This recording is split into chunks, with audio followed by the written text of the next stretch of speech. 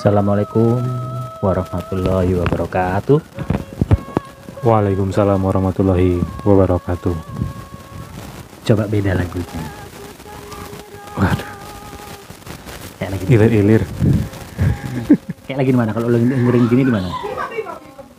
Ancol, Oh, pantai. ini bentar ada gangguan tuh bentar. Ini kayak di pantai kan? Mm. Kayak lagi di pantai. Terus denger deburan ombak, ada lagu kayak gini. Pantai mana kira-kira? Kalau ombaknya kenceng nih kayaknya. Terus lagunya Jawa lagi. Yuk, agak sedikit mistis lah. Kute. Jengger, Pak. Lagu Jawa ini. Iya, Lagu lagu Jawa. Jawa. Ini Paris. Parangtritis. Buat teman-teman kalau udah tahu yang biasa sebutan-sebutan Paris itu pasti pernah ke Jogja pasti ini. Di mana sih itu? Bantul ya berarti, daerah Bantul. Iya, Pak. Arah. Ya kan. Gedein dikit nggak apa-apa, Pak. Suaranya agak mistis nih.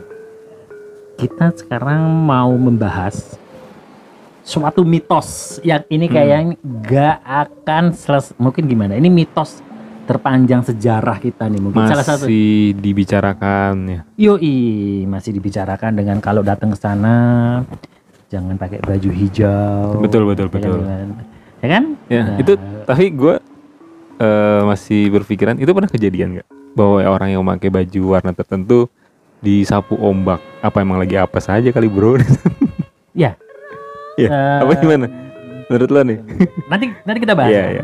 Nanti kita bahas Oke, itu, oke. area situ. Kebetulan pemirsa, kita akan membahas tentang salah satu legenda adalah tentang Laut Selatan. Di mana Laut Selatan itu identik dengan sebutan penguasanya. Ada yang menyatakan itu Kanjeng Ratu Laut Kidul, ada yang bilang Nyi Roro Kidul, ada yang bilang sebutannya macam-macam lah. Ya, Nyi Roro Kidul atau semacam. Apapun sebutannya, yang jelas ada identik dengan salah seorang penunggu penguasa di Laut Selatan itu. Betul. Nah, kita akan ngebahas ini dari 3 sudut pandang. Hebat nih, kita siapkan Iya nggak? 3 sudut pandang. Yaitu ada perspektifnya dari mitos. Mitos? Ya, mitos itu yang tadi banyak ya, katanya termasuk yang kalau kita pakai baju warna tertentu itu termasuk Ya. mitos, ya kan? Yang kedua, Yang kedua dari sejarah. sejarah. Sejarah kenapa kok bisa dinamakan sebutannya tadi Nyi Roro Kidul? Kenapa bisa di pantai selatan tuh akhirnya ada tercetus, wah ini penguasanya, Iya. ya nggak? Yang ketiga, Dari agama. agama. Kalau Ya. dari agama ngelihatnya seperti apa ya? Iya, makanya nanti. Nah, benar-benar. Nah, Nih. tentunya nanti yang keempat dari sisi saya ya. Kebetulan saya dulu Ini sisi lapangan, Sisi lapangan. lapangannya. Jadi Sisi lapangan. beliau ini memang waktu itu sebagai peneliti ya, peneliti. peneliti. Skripsi gue, Skripsi di sana ya. Heeh. Oke, kita mulai dari. Jadi kita akan membahas pada kesempatan kali ini itu tentang Nyi Roro Kidul. Nah, sebelum kita bahas masuk ke 4 sudut pandang itu, berarti cakupannya itu mulai dari pantai selatan aja ya. Iya. Sepanjang Karena selatan. selain di Paris atau di Parangtritis, Sukabumi juga ada. Ini kan selatan bos itu. Iya, maksudnya dia cakupannya memang di pantai selatan. Karena Iya. di Sukabumi pun juga ada hotel ya, yang katanya itu di situ ada kamar yang 307. khusus untuk.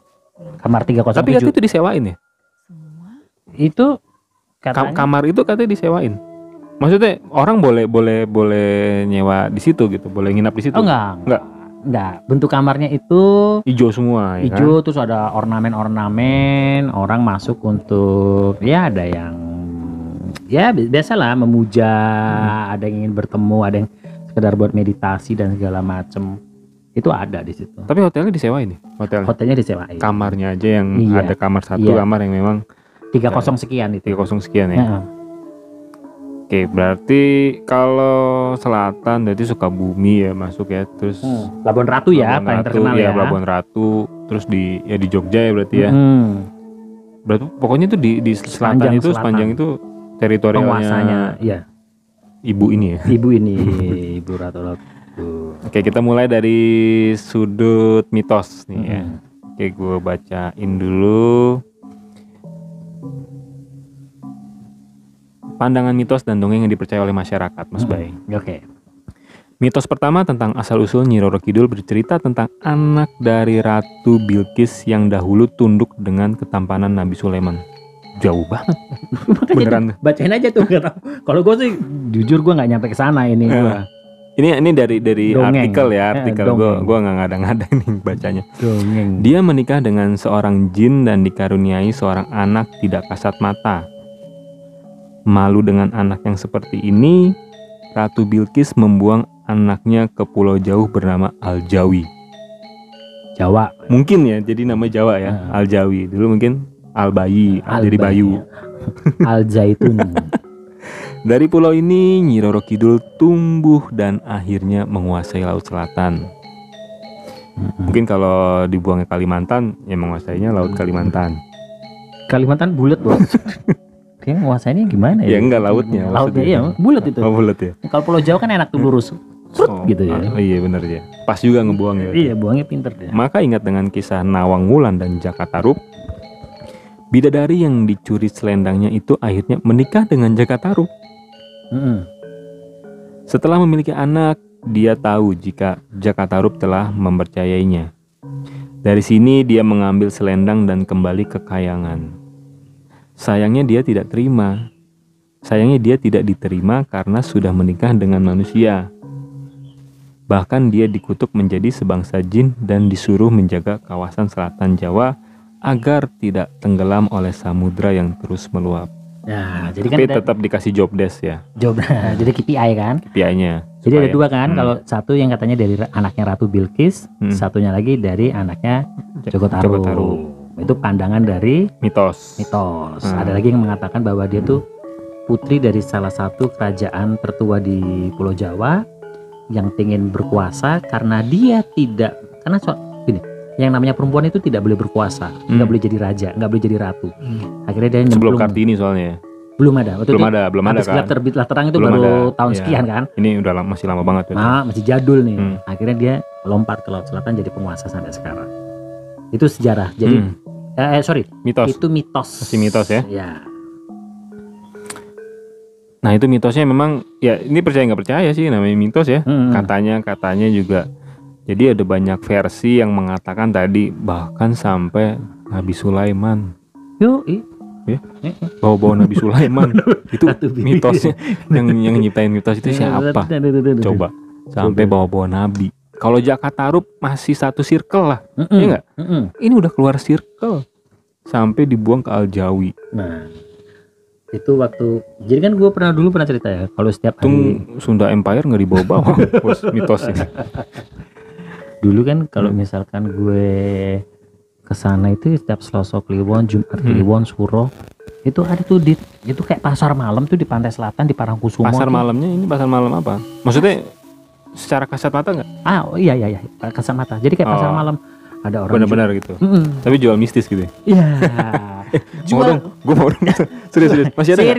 Masih sampai sekarang. Oh, Gue gitu. rasa masih. Mungkin teman-teman kalau penasaran boleh langsung Iya. sana. Itu tiap hari apa? Setiap malam paling rame itu malam Suro. Biasanya malam Suro. Itu masih ada ya? Masih ada satu Suro, malam Selasa Kliwon, malam Selasa Kliwon, Jumat Kliwon itu biasanya ada. Itu jadi kalau kita ke Laut Selatan, terutama saya sangat familiar di Parangkusumo sama Parangtritis.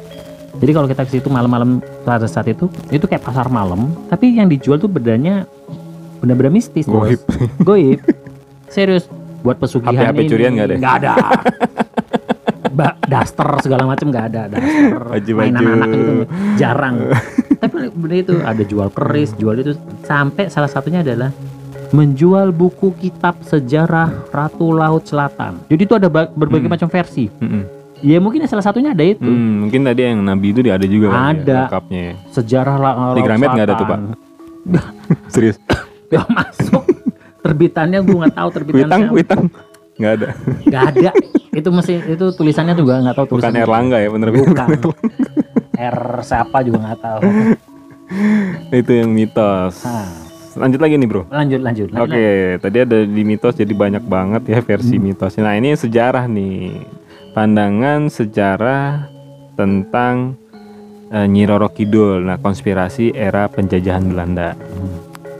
Kisah dari Nyi Roro Kidul bermula dari lahirnya seorang putri bernama Ratu Ayu dari Kerajaan Galuh. Sejak dia lahir, keanehan sudah terjadi pada tubuhnya. Dia bisa bicara dan mengatakan jika dirinya merupakan penguasa pantai selatan. Setelah dewasa, dia menunggu seorang pria yang kelak akan menjadi suaminya. Pria itu adalah Raja Jawa yang kelak datang ke pantai selatan untuk meminta bantuan. Dan benar saja, akhirnya Panembahan Senopati yang merupakan Raja Mataram datang ke pantai selatan. Dia melakukan semedi selama beberapa malam sebelum akhirnya Nyi Roro Kidul datang dan jatuh cinta pada sosok raja itu. Akhirnya kedua insan itu bercinta selama 3 hari 3 malam di bawah laut sebelum Panembahan Senopati kembali dan berperang. Gue agak terkesima ya. Gue terkesima sejarah ininya. Itu gue 3 hari 3 sejarah malam bos. 3 hari 3 malam bos. Disebut 3 hari 3 malam. Kuat banget bos. Di era Sultan Agung tiba, dia menciptakan tari bedaya. Bedayang Utomo. Bedaya apa? Bedayang Utomo ya, bedayang Tawang. Yang merupakan perwujudan percintaan sang kakek dengan penguasa Laut Selatan. Oh iya, pendapat lain tentang Nyi Roro Kidul dikemukakan oleh seniman kawakan Pramudia Anantatur. Ya. Menurut beliau, Nyi Roro Kidul adalah tokoh rekaan seniman kala itu. Tokoh ini diciptakan untuk menutupi kekalahan Mataram dari Belanda. Dengan menciptakan tokoh ini, mereka seakan-akan masih memiliki kuasa akan pantai selatan. Oh, jadi istilahnya apa kalau begini berarti? Pengalian isu. Nah ini gue baru bedanya yang tadi mitos sama sejarah apa yo? 3 hari 3 malam. 3 hari 3 malamnya bos. Endorse dulu. Di endorse. Mudah-mudahan yang punya perusahaan lihat di endorse nih. Enak loh sumpah. Parah banget. Ini gue selalu beli loh. Iya. Gue belum nyebutin namanya ya. Tapi gue sebut ini endorse nih. Gue selalu beli loh ini. Beneran. Dari awal muncul ini gue selalu beli. Bahkan yang lain-lain bermunculan gue nggak beli yang lain. Ini hebat loh. Belum diminta tapi kita udah nge-endorse duluan loh. Ini belum diminta sama perusahaannya. Pas kita ngobrol-ngobrol cocok minumnya ini. Buat teman-teman juga kalau ngobrol-ngobrol minumnya ini. Jadi gini. Apa bedanya? Apa gue nggak tahu bedanya. Mitos. Kalau mitos itu kan belum ada bukti secara peninggalan. Sampai sekarang itu nggak bisa lihat. Cuma katanya. Australia Negeri World. Katanya. Berarti lagunya dulu itu mitos. Katanya. Nah, kalau sejarah itu sudah ada bukti biasanya dalam bentuk tertulis ataupun peninggalan. Sejarah yang tadi diangkat tentang Panembahan Senopati itu memang ada dalam arti gini, dalam bentuk tulisan, babat tanah Jawa segala macam, dan memang dulu gini loh, ini sejarah singkat aja. Waktu Panembahan Senopati dikasih hadiah sama Joko Tingkir, tahu? Joko Tingkir itu Hadiwijaya, penguasa Mataram kuno, dikasih tanah tuh di tanah Mentao, ya kan? Setiap dia mau bangun, dia potong pohon itu besok paginya pohonnya berdiri terus. Dia potong hari ini berdiri. Reboisasi istilahnya. Iya, cepet banget. Jadi dia stres gitu kan. Akhirnya dia ketemu tuh sama Kalijogo. Sunan Kalijogo, kalau kamu pengen ini, kamu bertapa kintir tuh bertapa di sungai. Akhirnya dia nyampe tuh ke Laut Selatan. Ada batu, 2 batu besar. Dia duduk di batu yang besar. Nah, batu yang kecil itu tiba-tiba duduk penguasa Laut Selatan. Si Nyi Roro Kidul itu. Kanjeng Ratu Laut Kidul. Nah, akhirnya bikinlah perjanjian antara manusia dengan jin. Kalau kamu ingin bangun istana itu, oke, saya bantu karena di sana ada jin, saya akan kalahkan jinnya setelah selesai, tapi hubungan kita abadi. Sehingga keturunan dari Panembahan Senopati sampai Sultan yang sekarang itu dikatakan memiliki hubungan dengan Laut Selatan. Jangan salah artikan bahwa hubungan dalam bentuk hubungan badan yang 3 hari 3 malam tadi. Hubungan apa dong berarti? Iya, kita udah di luar nalar kita. Silsilah. Itu udah di luar nalarnya kita. Jadi hubungannya seperti apa, tapi yang jelas ada hubungan secara batin. Saudara jauh lah ya. Iya, mungkin seperti itulah. Hubungan batin, dan itu batu itu sampai detik ini masih ada besar. Masih Masih di daerah Parangkusumo. Itu yang biasa Oh, kayak gue pernah ini deh. itu Pernah yang lihat, pernah biasa lihat gua. dibilang cepuri.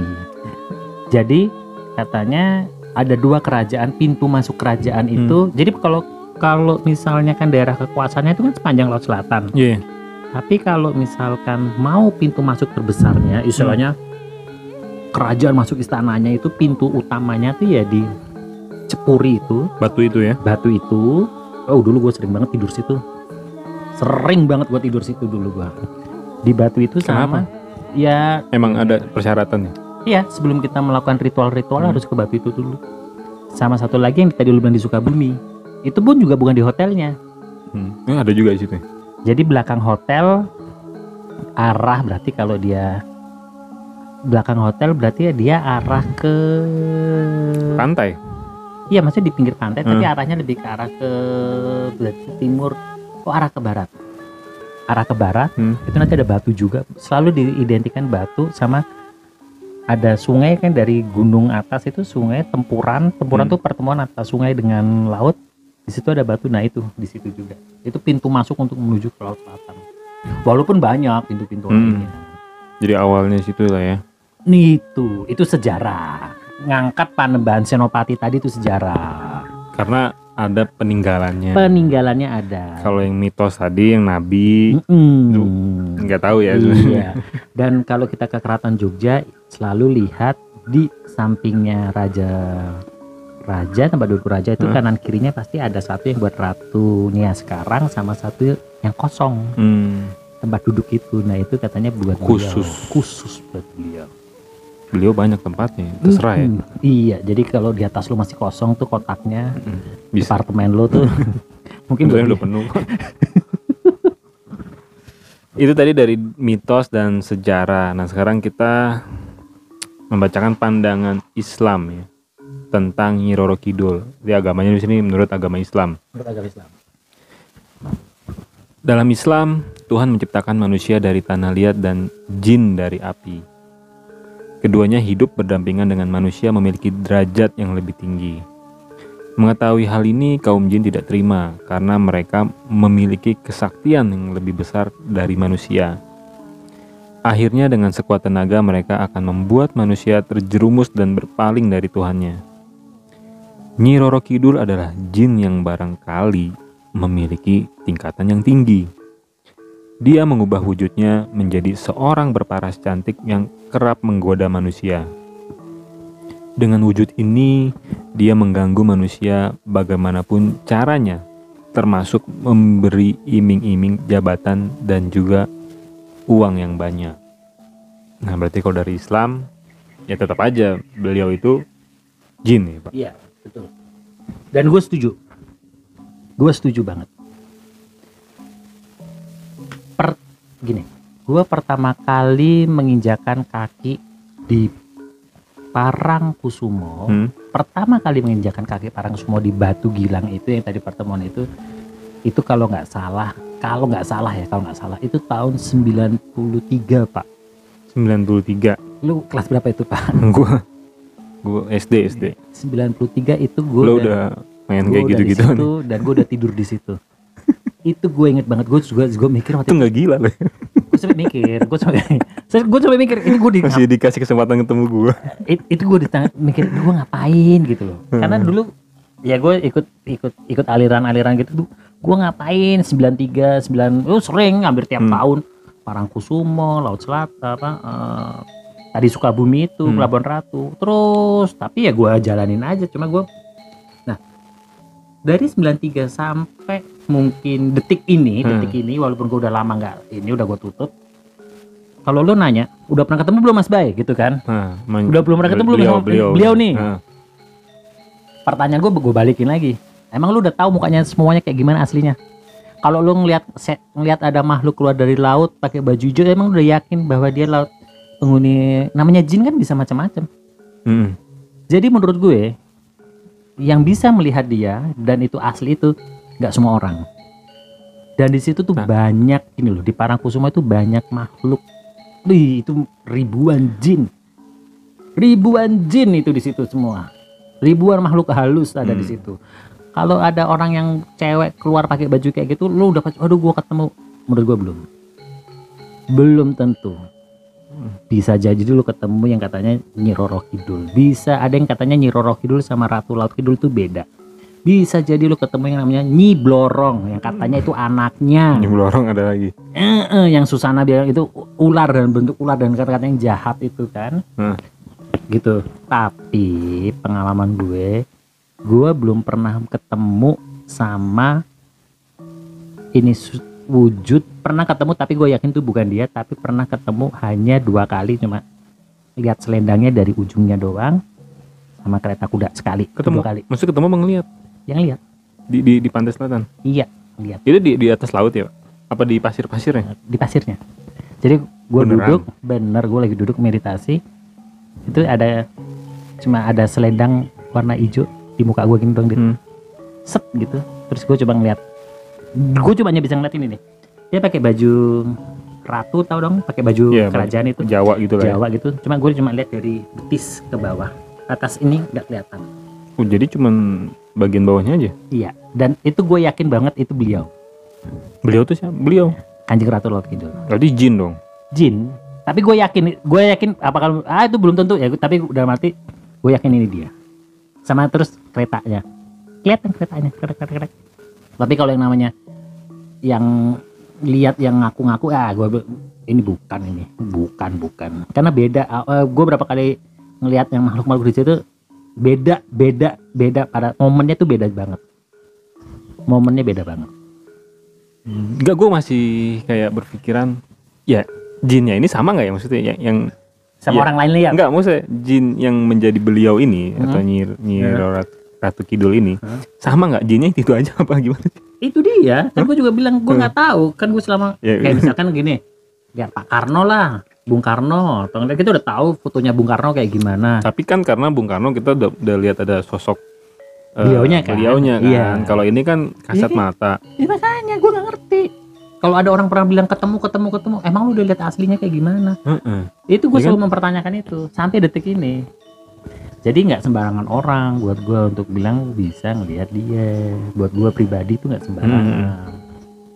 Nah, jadi banyak banget versinya, sumbernya banyak banget. Iya, banyak yang ngaco-ngaco. Oh, bilang gue udah ketemu. Gue bilang, padahal gue udah berapa tahun di sana. Tapi gue pernah dengar cerita bahwa di pantai selatan itu banyak sih, memang katanya itu banyak kerajaan. Iya. Jadi kayak di sana kayak pasar malam gitu, rame gitu.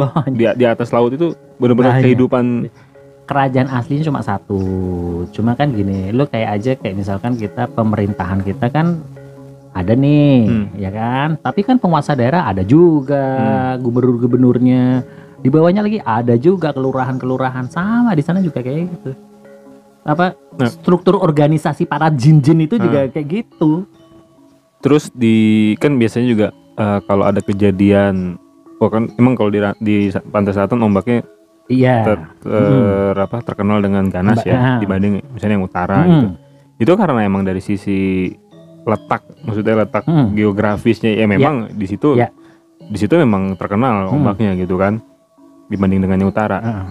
Tapi kan orang juga jadi mengaitkannya, ya itu karena ada di sana ada pusat goibnya, pusat mistisnya gitu. Nah, menurut lo dari dua sudut pandang yang berbeda itu apa gimana? Ya kebetulan aja emang karena kondisinya, letaknya juga ombaknya terlihat. Alhamdulillah. Nah, ini gue langsung jawabnya alhamdulillah. Alhamdulillah gue pernah membuktikan dan nyaris lewat, nyaris kesapu. Itu gue masih inget tahunnya. Kalau lu tanya tahunnya kapan, tahun 92. 92 tuh SMA. Lu nggak sekolah apa? Dikasih tau gue waktu SMA mainannya kayak gini. Nggak, lu sekolah nggak sih SMA? Jadi gue ada ijazah tapi. ada. Jadi 92 banyak banget. Itu di Jogja, SMA tuh di Jogja. 92 waktu itu gue pas latihannya pas di Pelabuhan Ratu. Jadi SMA di Jogja? Enggak, SMA di Jakarta. Oh, Jakarta. Cuma waktu kalau setiap latihan malam Jumat gitu segala macam, kadang-kadang besoknya gue izin nggak masuk. Bangor loh. Tapi nggak masuknya bukan itu Pak, nggak masuknya ilmu latihan itu. Iya sama aja, apa hubungannya sama sekolah? Nah itu gue pernah tahun 92, gue inget banget masih SMA sama temen gue latihan di Pelabuhan Ratu. Temen lo itu orang Jogja apa orang Jakarta? Orang Jakarta. Namanya, sama lo satu sekolah? SMA 34 dia, namanya Rifki Arab. Namanya Rifki dan dia orang Ya, Arab. lu SMA mana? 66.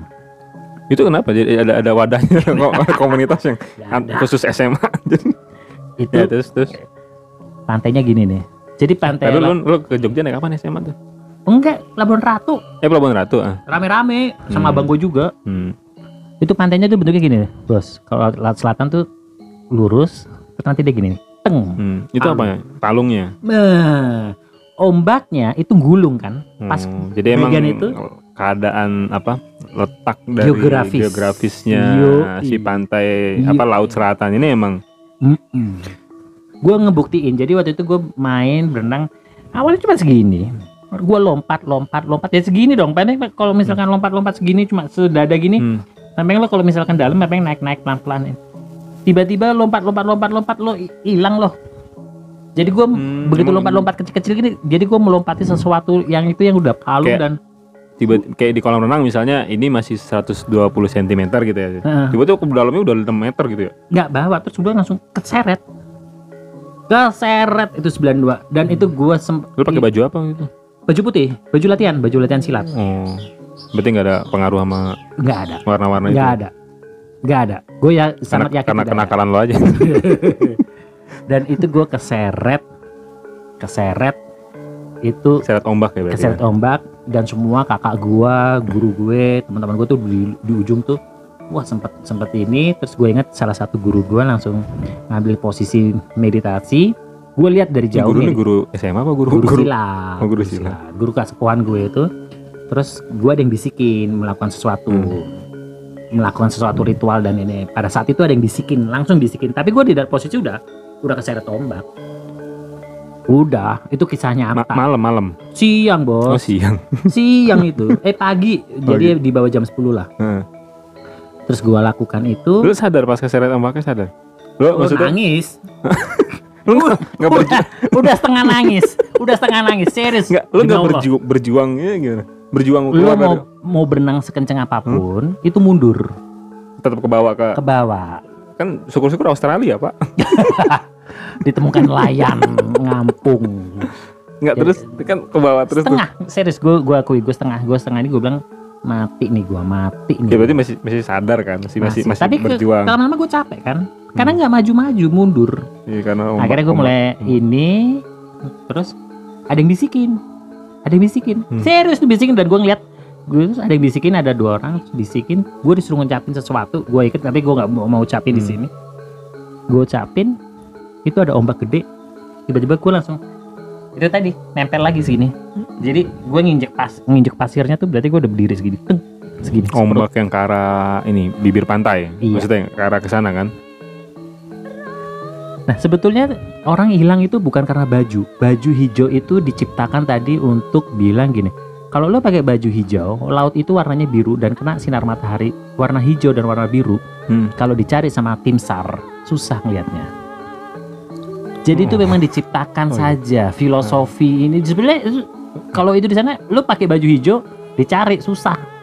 Lo nggak mesti baju hijau, baju apapun juga pasti kena kalau di situ kalau ini. Gitu loh. Jadi bukan masalah baju itu hanya diciptakan supaya lo kalau tim SAR nyari itu lebih gampang. Oh itu ngapung di sana warna ini, ngapung di sana gampang. Nah kalau baju hijaunya sih enggak sih. Jujur gue mengatakan baju hijau menyamakan baju beliau tidak menjadi masalah. Ya asal tetap aman aja, nggak usah aneh-aneh kan. Iyo, lo nggak pakai baju hijau aneh-aneh juga metong bos di situ bos. Lo juga pakai baju putih mainnya di dalam ke bawah. Dan memang itu banyak itu. Nah terus katanya yang jahat tuh katanya sebenarnya bukan Nyi Roro Kidul, katanya Nyi Blorong, yang katanya Nyi Blorong itu anaknya, anak angkatnya, yang katanya ular, ditetaskan dari ular. Dan itu semua katanya gitu loh. Karena ini yang nyebarin siapa Pak? Katanya tahu lah para pedongeng itu banyak banget itu. Dan memang apa emang dia ngelihat kan biasanya halusinasi gitu kan. Nah bedanya mushroom gitu. Bedanya ngelihat sama halusinasi itu kan, kalau lo sendiri bisa dikatakan halusinasi, tapi kalau lo ngelihat ini merasakan, kita sepakat ngelihat biasanya gitu. Jadi misalkan itu gue belajar akhirnya untuk ini. Oh gue ngelihat gini, kalau misalkan ada teman-teman gue ngelihat gini, lu ngeliat mas gini, lu ngeliat, oh berarti lu lihat, gue nggak lihat. Selalu gue gituin. Tapi lu ngeliat maksudnya? Pernah. Jadi mereka lihat, gue nggak ngeliat, berarti gue yang bego. Ilmu lu dangkal. Gue dangkal. Anjir, gue nggak ngeliat gitu. Aduh, bego sendiri gue. Nah, pernah juga gue ngeliat yang lain pada nggak ngeliat. Oh berarti gue halusinasi. Jadi lu salah ya. Terus lalu yang gue takut. Lu yang nggak berhasil. Gue takut ini. Tapi akhirnya gue sampai satu titik yang gue bilang, iya gue ngeliat. Pernah, ya itu tadi selendangnya itu selendangnya kerasa. Bukti-buktinya apa, bau ada. apa? Softener coklat molto. Apa? Gue tunjukin ya satu ya. Tapi bukan ini, tapi gue tunjukin. Bentar. Mau kemana?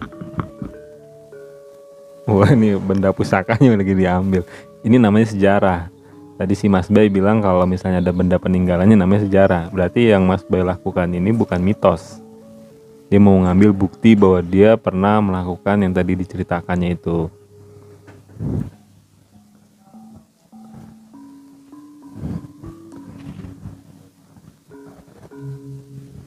Nih bos, gue tunjukin. Ini benda-benda kayak gini nih. Nih, cincin. Itu apa? Cincin. Dari maksudnya Cincin. hebat. Maksudnya ini apanya? Kekuatan ini apa? Jadi di sana ini kayak benda-benda kayak gini, cincin, batu, terus keris, pusaka. Itu wah. Ini di kayak mana? mall, Pantai. kayak mall. Ini di pantai. Iya, bisa juga lo kalau nggak stres lo beli aja tuh di pinggir-pinggir pasar, yang gue bilang pasar kagetnya tuh. Jualan dia kayak gitu. Ini ada isinya nggak? Maksudnya lu beli ini kenapa? Maksudnya Iya, ini gue nggak beli, gue dapet. di mana, di pantainya? Iya. Ada di jalan-jalan gitu? Jadi kan, ya kan gue bilang kalau lo beli di pasarnya tuh ya orang jualan. Jadi ini gue dapet, jadi gitu. Ini gue sering, jadi kalau di sana pas lagi duduk meditasi, tiba-tiba dari laut itu suka ada yang keluar, lempar sesuatu. Oh gitu? Iya. Lagi duduk, Terus ada yang uang gitu. nggak pernah. Itu kayak rame Pak. Keris nancep di sini, keris atau tombak. 100.000 gitu. Enggak, langsung diselipin. Makasih ya nak. Lama-lama rame yang meditasi. Iya serius. Terus udah gitu, lu pas lagi cuci tangan di air lautnya itu, ombaknya itu, tiba-tiba ada sinar jalan. Terus kalau lu tangkep, ya jadi benda-benda kayak gini. Oh gitu. Seru ya. Nah itu makanya itu adalah bagian Itu malam-malam ya, meditasi malam-malam. Kalau siang sebetulnya ada, cuma nggak kelihatan sinarnya aja. Panas tapi siang juga. Dengan kita main gaplek kalau di sana, serius. Anginnya enak semilir. Nah, terus pernah abang gue juga pas lagi duduk. Jadi kita pas dari Surabaya, ini kisah nyata, abang gue yang dapet. Kebetulan abang gue tuh ulang tahun pada saat itu. Terus duduk di pinggir pantai, gue sama abang gue, sama supir gue. Udah tuh Lu bertiga. keluarga ya? Iya abang gue. Nah terus gue bilang ke abang gue kayak ada yang ngasih tahu gitu, namanya Mas Pras. Mas Pras duduk di situ tuh, kayaknya lu mau dapet sesuatu deh. Lu ulang tahun kan hari ini, atau pokok apalah, lu ngomong aja di ke laut. Waktu zaman dulu tuh, kita berduduk tuh bertiga. Itu gue lihat ada yang keluar, tapi bukan cewek bos, cowok keluar dari laut. Keluar dari laut. Lempar. Basah. Iya, gue nggak sampai mikir begitu bahasa. Cuma gue Kan namanya dari laut iya. kan. Dan gue cuma lihat siluetnya, tapi ini laki. Itu ngelempar sesuatu ke abang gue. Dia balik lagi. Terus begitu ya kita rasa cukup meditasi, gue buka, apa, lu dapat apa? Di tangannya abang gue tuh ada cincin, warnanya bagus banget, biru. Itu dipakai sama abang gue sekarang. Kok bisa gitu sih? Ya itu kan ini Beneran jin. nggak? Demi Allah itu beneran. Ya kalau orang yang nggak ngerasain kan, ngawur. Iya, makanya ya itu dia. Ya nggak sih? Lu gitu Iya, nggak? itu yang dibilang itu jin. Ini berarti lo dapat juga nih, ditimpuk. Iya, itu aku udah nggak tahu. Kan gue banyak ya di situ. Ada yang ditimpuk, ada yang nyari sendiri, ada yang unik. Sakit nggak sih Pak ditimpuk ini? Ada yang unik, Dit. Tahu timun kan? Timun tahu. Timun kan? Itu ada timun, ada timun ngambang gitu malam-malam. Tapi timun itu setiap gue buang, kan gue mainan di pantai tuh. Pecel Setiap ayam timun, kali. timun. Iya, memang pecel ayam ini. Setiap gue buang tuh balik lagi ke gue. Timun lo kali. Serius. Timun gue kali, timun skuri. Terus timun itu gue potek tuh. Timun itu gue sakit. potek. Aduh. Timun itu gue potek. Ngilu. Aduh. Aduh. Dalamnya kan apa? Apa? Batu. Ini Warnanya udah, hijau. Itu. Ya udah lagi nih deh. ini udah kalau yang orang Gila gitu. iya kan, Gila, bener gak sih? Karena lo di sini posisinya lo mengalami ya. Coba kalau yang orang mendengar cerita nih kan. Tapi Nah, makanya gue Iya. bilang gini, itu kan makanya selalu gue bilang akhirnya gue selalu mengatakan hitam, putih, abu-abu. Kalau masuk ke situ jangan nanti kejebak sama yang namanya abu-abu. Dan kalau lu udah interest kayak gitu-gituan, maka yang namanya putih tadi lu tinggalkan. Lu kayaknya udah terlalu interest kayak gitu, udah gitu, wah keren, enak ini gitu. Udah akhirnya yang namanya putih Tapi yang penasaran sih sebenarnya. Gue sih penasaran. akhirnya menjadi gitu Pak, akhirnya menjadi gitu sehingga yang namanya syariat Islam, yang namanya itu akhirnya mulai lu tinggalkan pelan-pelan. Pasti, gue sangat yakin pasti.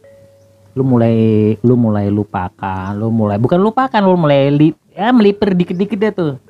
Dulu gue ngalamin, makanya gue sekarang saat ini gue udah nggak mau lagi. Detik ini gue sampai habis nikah gue nggak mau. Dikit Pak.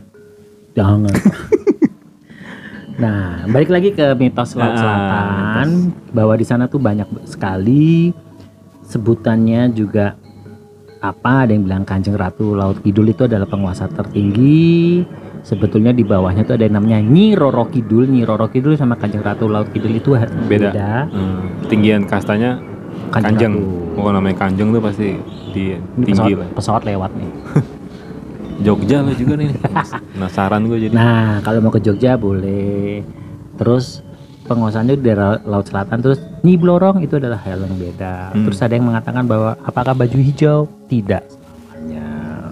Apakah di sana banyak jin? Banyaknya minta ampun. Nah, buat yang tadi dikira Mas Bay nih gila, ngayal, halusinasi, ya lo cobain aja mendingan ya. Iya.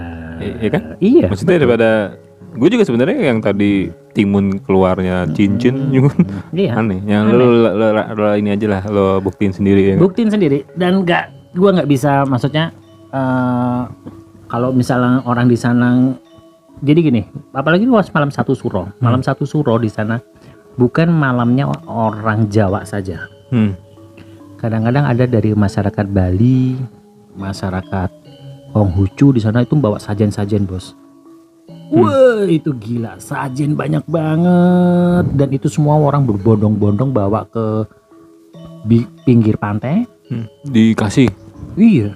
Wah itu pantai itu penuh besoknya dengan ada yang ya itu Sama pencemaran laut nggak sih Pak? Ya iyalah. Iya kan? Tapi gini, gue senangnya di sana apa? Dapat Kebersihannya. Ah, gimana bersihnya sih? Gak tahu tuh petugas kebersihannya tuh, jadi kalau misalkan Aduh, nih buang lagi katanya. Aduh, baru ada semalam yang dibersihin. enggak diambil, mungkin sisanya dibalikin kali kan di pinggir pantai. Itu dibersihin tuh, bersih, besoknya bersih. Oh, dibalikin juga ya? Ya, ada yang kurang suka, ada nggak enak itu balikin ya. Ini mah udah lama kan. Nah kayak gitu tuh, itu banyak tuh, sampai yang kayak film-film silat itu, yang kayak film Konghucu tuh yang gitu, pakai bakar-bakar itu. Itu semua yang tadi di batu Semua itu. sajen lah ada di situ. Ada semua di situ. Emang ini ya. Kalau lo ada waktu malam satu suro, malam Kliwon segala macam, gua ajak ke situ, lo pasti akan gini ya. Nah udah ntar gua kapan lagi? Sering. Suro tuh udah lewat ya, suro udah lewat. Tahun depan ada lagi. Tapi kalau Selosok Covid Kliwon gini kemarin ada nggak sih? pasti ada. Selosok Kliwon Coba Jumat jaga Kliwon. jarak aja kali ya. Iya. Gak tahu jin-jin tuh kena tuh ya, jin-jin. Tapi sudah gua pastikan itu jin. Ya, sudah beliau. Pak. Beliau itu jin. Jadi kalau ada yang bilang mengatakannya, gue selalu mengatakan itu jin. Ya terserah yang ini ya. Terserah. Kepercayaan masing-masing aja ya. Terserah. Mitosnya mau percaya tadi ya Nabi Sulaiman, mau Joko Tarub, ya kan. Dan yang kayak gini-gini nih, ini ada jinnya udah. Gak mungkin kalau nggak ada jinnya dia nggak bisa datang. Gak mungkin ini. Jin itu kan butuh wadah. Yang kadangnya di rumah, di mana, ini jin dah. Kalau misalnya orang-orang nyembah gini nih salah, musyrik. Ya, kalau ini punya kekuatan, ini musyrik ini. Tapi yang jelasnya ada jinnya, ada segala macamnya. Sekarang ada jinnya nggak tahu kok, nggak tahu dah. Sakit, banting-banting. Ya terserah nanti menyikapinya gimana ya. Ya.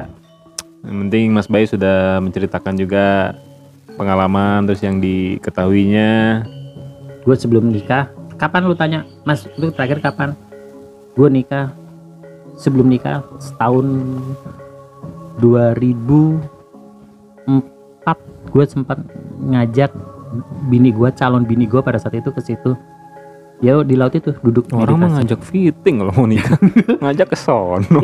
Itu terakhir kali gue ngajak ke laut selatan. Terakhir kali. Ntar lagi dong berarti mau gue. Terus lu gue nikahin. Ya enggak lah. Kan gue mau mengetahui gitu. Oke, Thank you. thank you. Udah nonton. 40 menit ini ada sekarang waktunya kita kelihatan, Bos. Oh iya, keren banget. Udah nonton dan dengerin kita. Kita pasti nanti akan bahas lagi ya, lebih menarik, lebih horor ya. Ya, moga-moga nambah pengetahuan teman-teman semua. Kalau gue sih nambah nih di sini. Iya. Ya jadi tahu. Nanti kita cari yang di daerah Jawa Barat, ini kan dia orang Jawa Barat nih. Setan-setan Jawa Barat nanti. Gelis-gelis. Oke, thank you. Yuk. Bye-bye. Dah.